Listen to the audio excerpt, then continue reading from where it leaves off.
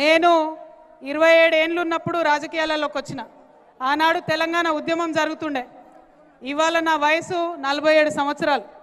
ఈ 20 ఏళ్లల్లో మొత్తం తెలంగాణ కోసం, తెలంగాణ ఉద్యమం కోసం, కేసీఆర్ గారి కోసం, టీఆర్ఎస్ పార్టీ కోసం, బీఆర్ఎస్ పార్టీ కోసం నేను పనిచేసిన. మీ అందరికీ తెలిసిందే. నేను మీ కోడలుగా, మీ బిడ్డగా ఎన్ని కష్ట నష్టాలు వచ్చినా ఓపికగా ఉన్నా, ఎదురు చూసిన. ఇవాళ మరి అదే బీఆర్ఎస్ పార్టీ నుండి నన్ను బయటకు పంపించేయడం జరిగింది. ఎక్కడ కూడా నేను ముందడుగేసి పార్టీ వ్యతిరేకంగా ఏం చేయలే.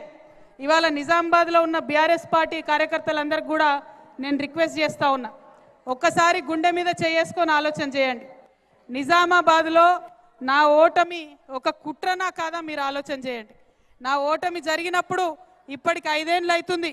ఒక్క మాటనన్నా నేను బయట మాట్లాడినా లేదా మీరు ఆలోచన చేయండి. ప్రతి చిన్న బిడ్డకు నిజామాబాద్లో తెలుసు ఏం జరిగిందా అన్నాడని. ప్రతి బీఆర్ఎస్ పార్టీ కార్యకర్తకు తెలుసు ఏం జరిగిందా అన్నాడని. కానీ నేను ఎప్పుడైనా సరే ఆ అవమానాన్ని భరించిన ఎందుకోసం? నాన్నగారి మీద గౌరవంతో, బీఆర్ఎస్ పార్టీ అంటే ప్రేమతోని, తెలంగాణ రాష్ట్రం మంచిగా ఉండాలనేటటువంటి ఆలోచనతో. కానీ ఇవాళ ఇంటి గుట్టంతా బయటేసి మరి నన్ను ఇబ్బంది పెడుతున్నటువంటి సందర్భంలో మళ్ళీ నా మనుషుల దగ్గరికి, మళ్ళీ నా ప్రజల దగ్గరికి, మళ్ళీ నా నిజామాబాద్ గడ్డ దగ్గరికి వచ్చిన. తొలి ఆశీర్వాదం కోసం మీ దగ్గరికే వచ్చిన. ఎందుకంటే ఇవాళ జనం బాట కార్యక్రమం నిజామాబాద్లో ప్రారంభమైతే 33 జిల్లాలు చుట్టి రావాలి. కానీ మొదటి అడుగు మన గడ్డ నుంచే మన కోసమే రావడం జరిగింది. ఇక్కడ ఇంతమంది అక్క చెల్లెళ్ళు ఉన్నారు, మీరు చూస్తున్నారు.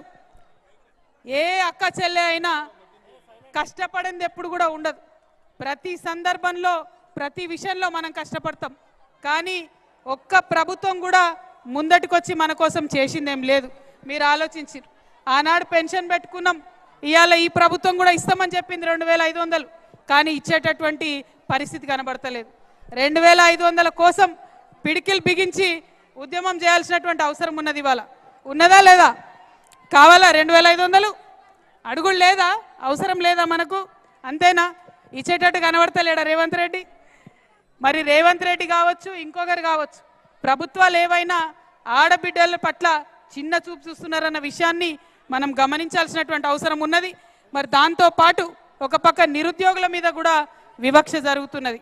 మీ అందరికీ తెలుసు, తెలంగాణ ఉద్యమం తెచ్చుకున్నది ఎందుకోసం? మనం నీళ్ల కోసం, నిధుల కోసం, నియామకాల కోసం. మరి ఆ తెచ్చుకున్న తెలంగాణలో నీళ్లు, నిధులు, నియామకాలు 10 ఏళ్లలో కొంతవరకు సాధించుకున్నాం. 2 ఏళ్ళు అవుతుంది కాంగ్రెస్ వచ్చి.